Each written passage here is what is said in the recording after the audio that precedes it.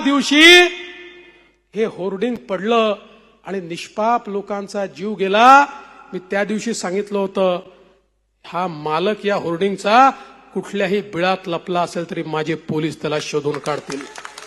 आणि आज शोधून काढलंय आणि आता त्यांचा पर्दाफाश झालेला आहे. सगळ्या परवानग्या आणि बेकायदेशीर परवानग्या त्या ठिकाणी उद्धव ठाकरेजींच्या सरकारने दिलेल्या आहेत. आणि बंधू भगिनींनो, 140x120 होर्डिंग, कुठल्याही नियम नाही, कुठल्याही परवानग्या नाही, थेट त्या ठिकाणी लावलं आणि त्याला तुम्ही लीज देता, त्याला तुम्ही सगळ्या मान्यता देता.